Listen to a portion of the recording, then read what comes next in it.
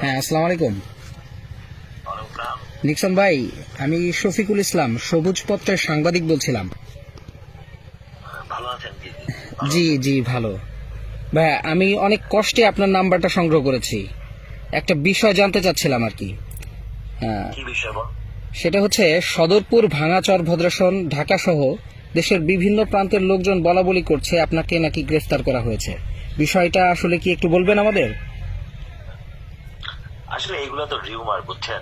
আর এগুলা আপনার জানেনই যে আসলে একজনের গলা কেটে একজনের ছবি দিয়ে অনেক কিছুই তৈরি করতেছে, তাই না? আচ্ছা আর গ্রেফতার করবে, এটা মানুষ যদি গ্রেফতার করেই থাকে তাহলে তো সামনাসামনি আসবেই, তাই না? এগুলো রিউমার, এগুলো একদিন দুই দিন থাকে, বুঝছেন? একদিন দুই দিনের পর থাকে না। হয়তো আমাকে নিয়ে অনেক মাথা ব্যথা সরকারের, এর জন্য মনে হয় এই রিউমার ছড়াচ্ছে। আচ্ছা, আরেকটা বিষয়। রাজনীতিতে তো প্রতিপক্ষ থাকেই, তারাও করতে পারে। আচ্ছা, আরেকটা বিষয় দেখলাম হচ্ছে 2 দিন আগে আপনার বিরুদ্ধে দুদকে হাজার হাজার কোটি টাকা লেনদেনের মামলা হয়েছে। এই বিষয়ে একটু জানতে চাচ্ছিলাম, এটাও কি রিউমার? না, শুনেন, হাজার হাজার কোটি টাকা তো মানুষ তো, আমরা তো পলিটিক্স করছি, তাই না? আমরা দেশে রাজনীতি করছি, দেশের বাইরে রাজনীতি করি নাই। সরকারের মাথা যে নষ্ট হয়ে গেছে এবং তারা যে সব উল্টাপাল্টা কাজ করতেছে, হ্যাঁ, সরকার বলবো না, অবৈধ সরকার। এই অবৈধ সরকারের যে মাথা নষ্ট হয়ে গেছে, হাজার কোটি টাকা একের পরে কয়টা শূন্য, এটা যে বেটা মামলা করছে সে জানে। হাজার কোটি জীবন দেখাতে পারবে? এইসব উল্টাপাল্টা কাজ করে তো দেশটাকে ধ্বংস করতেছে।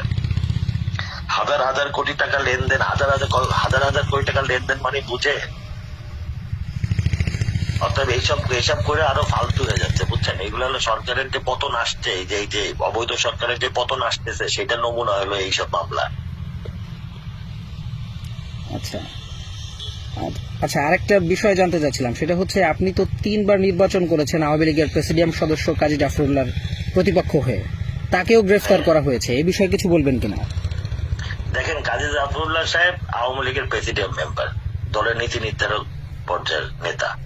ওনার সাথে আমার নির্বাচনী প্রতিদ্বন্দ্বিতা ছিল, ওনার সাথে আমার রাজনৈতিক প্রতিদ্বন্দ্বিতা না। ওনাকেও মিথ্যা মামলায়, এই বয়সে ওনাকেও মিথ্যা মামলায় গ্রেফতার করা হয়েছে। এবং এখন রাজনৈতিক, যে আমি আপনাকে বোঝাই বলি, রাজনৈতিক ভাবে নির্বাচনী প্রতিদ্বন্দ্বিতা তার সাথে আমার থাকতে পারে, কিন্তু আদর্শ এবং রাজনৈতিক প্রতিদ্বন্দ্বিতা তার সাথে আবার নাই। ওনাকে যে মিথ্যা মামলায় এই বয়সে ওনাকে যে গ্রেফতার করছে, এটারও নিন্দা জানাই আমি।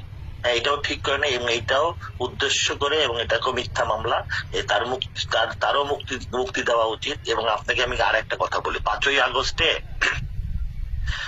আগস্টের তো ছাত্র, আমাদের নিরীহ ছাত্র যারা স্টুডেন্ট, তাদেরকে কোটা আন্দোলনের কথা বলে, হ্যাঁ, তাদের সামনে দিয়ে পিছে কারা ছিল? পিছে ছিল পাকিস্তানি জঙ্গিরা।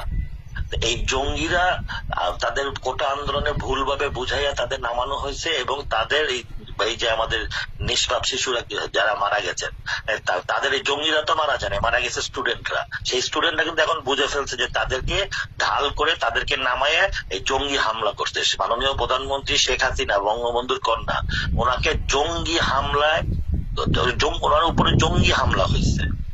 এই পাকিস্তানি যারা 71-এর পরাজিত সৈনিক, যারা 71 স্বাধীনতা বিরোধী, তারা জঙ্গি হামলা করতে সামনে আমাদের নিরীহ বাচ্চাদের, স্টুডেন্টদের সামনে রেখে।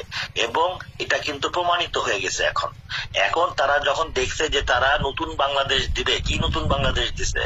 কি বাংলাদেশ দিছে? যেখানে জিনিসপত্র, দ্রব্যমূল্যের দাম বেড়ে গেছে, যেখানে জামাত ক্ষমতা ছিনায় নেওয়ার জন্য এখন শকুনের মতন হয়ে গেছে।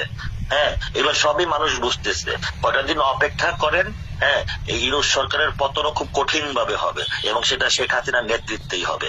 হ্যাঁ, আমরা যেটা দেখলাম এই যে 5ই আগস্টে, যে জঙ্গিরা কিভাবে প্ল্যান করে বিদেশি শক্তির হাত থেকে, মানে মদদে, কিভাবে এই নিরীহ বাচ্চাদের, এই যত বাচ্চা মারা গেছে, এই সব প্রত্যেকটা বাচ্চার মামলা, এর পিছনে মাস্টার মাইন্ড, হ্যাঁ, এই মাস্টার মাইন্ড তারা স্বীকারই করে গেছে যে তারাই করছে। তো তারা কেন বাচ্চাদের সামনে দিয়ে এই নিরীহ বাচ্চাগুলো জান গেল? তাদের বিচার হবে না? অবশ্যই হবে। এইসব নিয়ে আমরা মোটেও বিচলিত না। হ্যাঁ, আমরা শেখ হাসিনার নেতৃত্বে ইনশাল্লাহ এই 71-এর মতো মুক্তিযুদ্ধের সপক্ষে আবারও এই দেশ স্বাধীন করব।